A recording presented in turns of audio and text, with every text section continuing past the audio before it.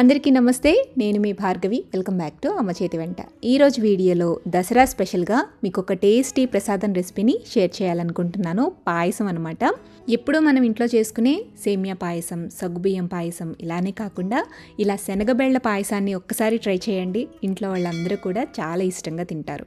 ఇది ప్రసాదంగానే కాదండి, నైవేద్యంగానే కాదు, మనం ఇంట్లో ఎప్పుడైనా హెల్తీగా ఒక పాయసాన్ని తయారు చేసుకోవాలి అనుకుంటే ఇలా ట్రై చేయొచ్చు. పాయసం తినేటప్పుడు మధ్యలో పప్పులు తగులుతూ చాలా రుచిగా ఉంటుంది. ఈ పాయసాన్ని సౌత్ ఆంధ్రాలో ఎక్కువగా చేసుకుంటూ ఉంటారు. దీన్ని శనగ బేడల పాయసం అంటారండి. మీలో ఎంతమందికి తెలుసో నాకు కింద కామెంట్ సెక్షన్లో షేర్ చేయండి. మరి అస్సలు ఆలస్యం చేయకుండా ఎంతో రుచిగా ఉండే ఈ శనగ బేడల పాయసాన్ని ఎలా చేసుకోవాలో చూసేద్దాం. ఫస్ట్ అయితే ఈ రెసిపీ తయారు చేసుకోవడానికి కొన్ని ఇంగ్రీడియంట్స్ని అయితే నానబెట్టుకోవాలి. ఫస్ట్ వన్ వచ్చేసి పచ్చిశనగపప్పు. మనం ఇంట్లో ఏ బౌల్ కొలతైనా తీసుకోవచ్చు. అన్ని ఇంగ్రీడియంట్స్ అదే బౌల్తో కొలుచుకుంటే సరిపోతుందండి. నేను ఇక్కడ ఒక చిన్న బౌల్ తీసుకుంటున్నాను. అదే బౌల్తో అన్ని ఇంగ్రీడియంట్స్ని కొలిచి చూపిస్తానండి.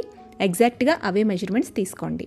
పాయసం అనేది కరెక్ట్గా వస్తుంది. ఒక చిన్న బౌల్ తీసుకున్నాను. దాంతో 1 కప్పు దాకా పచ్చిశనగపప్పు తీసుకుని బౌల్లోకి వేసుకుని అందులో నీళ్లు పోసి 2-3 సార్లు బాగా కడగండి. కడిగిన తర్వాత పప్పు మునిగేంత వరకు నీళ్లు పోసి 1 గంట పాటు నానబెట్టుకోండి. మనం ఏ బౌల్తో పప్పు తీసుకున్నామో అదే బౌల్తో 1/2 కప్పు దాకా బియ్యం తీసుకోవాలి. బియ్యాన్ని కూడా ఇంకొక బౌల్లోకి వేసుకుని శుభ్రంగా కడిగేసేసి నీళ్లు పోసి బియ్యాన్ని కూడా గంట నానబెట్టండి. ఇలా పప్పు బియ్యం నానిన తర్వాత ఇప్పుడు అదే బౌల్తో 1/2 కప్పు దాకా సగ్గు బియ్యాన్ని ఇంకొక బౌల్లో వేసుకుని నీళ్లు పోసి బాగా కడిగేసేసి మళ్ళీ నిండుగా నీళ్లు పోసి ఒక 10 నిమిషాల పాటు నానబెట్టండి. సగ్గు బియ్యాన్ని పప్పుతో పాటుగా నానబెట్టేస్తే చాలా ఎక్కువగా నానిపోతాయండి.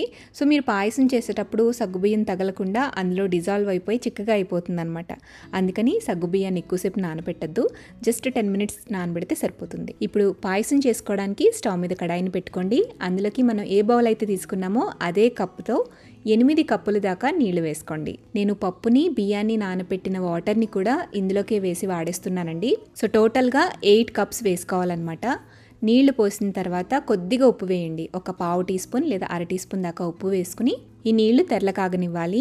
ఇలా వాటర్ మరుగుతున్నప్పుడు ఇలా నొరుగొచ్చింది ఏంటి అని అనుకోవద్దండి. పప్పుని నానబెట్టిన వాటర్ యూస్ చేసాం కదా, సో అందుకని పైకి ఇట్లా నొరగ తేలిందనమాట. ఏం కాదు. ఇలా ఎసరు అనేది మరుగుతున్నప్పుడు ఇందులోకి మనం నానబెట్టుకున్న పచ్చిశనగపప్పుని అలాగే 10 నిమిషాలు నానబెట్టుకున్న సగ్గు బియ్యాన్ని కూడా ఇందులో వేసేసుకోవాలి. పప్పుని కాస్త ఉడకనివ్వాలి. మీడియం ఫ్లేమ్లో పెట్టి మూత పెట్టుకుంటూ పప్పుని ఉడికించుకోండి. ఈ పప్పు ఉడికేలోపు మనం నానబెట్టుకున్న బియ్యం ఉన్నాయి కదా, సో ఆ బియ్యాన్ని నీళ్లు లేకుండా డ్రైన్ చేసేసుకుని ఆ బియ్యాన్ని మాత్రమే మిక్సీ జార్లో వేసుకోండి. మిక్సీ జార్లో వేసుకుని బియ్యంతో పాటుగా 3 లేదా 4 యాలక్కాయలు కూడా వేసుకుని కొంచెం రఫ్గా గ్రైండ్ చేసుకోవాలన్నమాట. అంటే రవ్వగా గ్రైండ్ చేసుకోవాలి. చూడండి, ఇక్కడ చూపిస్తున్నా కదా, ఈ విధంగా రవ్వలాగా గ్రైండ్ చేసుకున్న బియ్యాన్ని పక్కన పెట్టేసేయండి. ఇప్పుడు మనం ఉడికించుకున్న పప్పుని చూద్దాము. ఇలా మెత్తగా ఉడకాలన్నమాట. అంటే కొంచెం పలుకుండాలి, అలాగే సాఫ్ట్గా ఉడకాలి. ఇలా పప్పు ఉడికిన తర్వాత మనం ముందుగా గ్రైండ్ చేసుకున్న బియ్యం రవ్వని ఇందులో వేసుకోవాలన్నమాట. యాక్చువల్గా అయితే రవ్వగా ఉంటుంది కాబట్టి మీరు ఈ పాయసంలోకి వేసి కలిపేటప్పుడు ఉడికించేటప్పుడు ఉండలు కట్టవండి.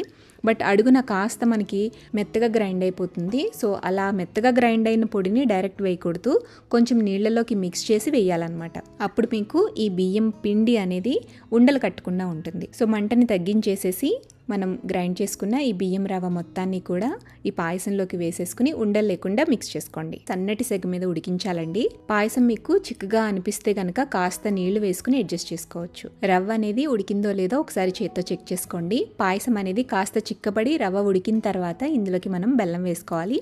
మనం ఏ బౌల్తో అయితే అన్ని కొలుచుకున్నామో అదే బౌల్తో 1.5 నుంచి 2 బౌల్స్ దాకా బెల్లం అయితే పడుతుందన్నమాట. తురుముకున్న బెల్లాన్ని ఈ పాయసంలోకి వేసేసి బాగా కలిపేసేయండి. బెల్లం కరిగిన తర్వాత ఒక 2-3 నిమిషాల పాటు అలా స్టవ్ మీదే ఉంచి కాస్త ఉడికించండి. నెక్స్ట్ ఇందులోకి చిటికెడంత పచ్చకర్పూరం ఉంటే కొద్దిగా కుంకుమ పువ్వు కూడా వేసుకుని బాగా కలుపుకోండి. మంచి ఫ్లేవర్స్ అనేవి వస్తాయన్నమాట. లేకపోతే స్కిప్ చేసినా ఏం కాదు, ఆప్షనల్ మాత్రమే ఇవి. చూడండి, పాయసం అనేది ఈ కన్సిస్టెన్సీలో ఉండాలి. చల్లారాక కొంచెం చిక్కబడుతుందన్నమాట. బట్ ఈ పాయసాన్ని మనం వేడిగా సర్వ్ చేసుకుంటేనే చాలా బాగుంటుందండి. చల్లారిన పాయసానికన్నా కూడా వేడి పాయసం తింటే బాగుంటుందన్నమాట ఇది. ఇలా పాయసాన్ని ఉడికించుకున్న తర్వాత స్టవ్ ఆపి ఈ కడాయిని పక్కన పెట్టుకోండి. ఇప్పుడు మళ్ళీ స్టవ్ మీద ఒక చిన్న తాలింపు గిన్నెను పెట్టుకుని అందులోకి 2 లేదా 3 టేబుల్ స్పూన్ల దాకా నెయ్యి వేసుకోండి. నెయ్యి కరిగాక ఇందులో డ్రై ఫ్రూట్స్ వేసుకుని ఫ్రై చేసుకోవాలి. నేను కాస్త ఎక్కువే డ్రై ఫ్రూట్స్ వేస్తున్నానండి, మీకు నచ్చినన్ని వేసుకోవచ్చు అనమాట. అయితే ఈ పాయసానికి జీడిపప్పు కిస్మిస్తో పాటుగా కంపల్సరీగా ఎండు కొబ్బరి ముక్కలు కూడా వేసుకోవాలి. అప్పుడే ఈ పాయసానికి రుచి అండి. సో నేను ఎండు కొబ్బరి చిన్న చిన్న ముక్కల కింద కట్ చేసి వేసేస్తున్నాను. జీడిపప్పు, కిస్మిస్, అలాగే కొద్దిగా బాదం ముక్కలు కూడా వేస్తున్నాను. ఈ డ్రై ఫ్రూట్స్ అన్నిటిని నేతిలో చక్కగా వేయించేసుకుని వీటిని పాయసంలోకి వేసేసుకుని కలిపేసుకోవటమే. అంతే, పంచదార, పాలు ఇవేం వాడకుండా చక్కగా పాయసం అయితే రెడీ అయిపోతుందండి. మీరు కావాలంటే ఇందులో పాలు యాడ్ చేసుకున్నా చేసుకోవచ్చు, బట్ ఇదొక డిఫరెంట్ టేస్ట్ అనమాట. చాలా చాలా రుచిగా ఉంటుంది. వేడివేడిగా సర్వ్ చేసుకుని చూడండి, టేస్ట్ ఎంత బాగుంటుందో. మీరు ట్రై చేశాక మళ్ళీ నాకు తిరిగి కంపల్సరీగా కామెంట్ చేస్తారు, అంత టేస్టీగా ఉంటుంది.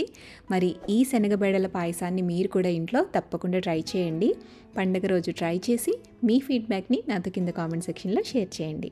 మరి ఈ వీడియో నచ్చితే లైక్ చేయండి, మీ ఫ్రెండ్స్కి రిలేటివ్స్కి షేర్ చేయండి. మరిన్ని టేస్టీ సింపుల్ క్విక్ రెసిపీస్ కోసం అమ్మ చేతి వంట ఛానల్ని సబ్స్క్రైబ్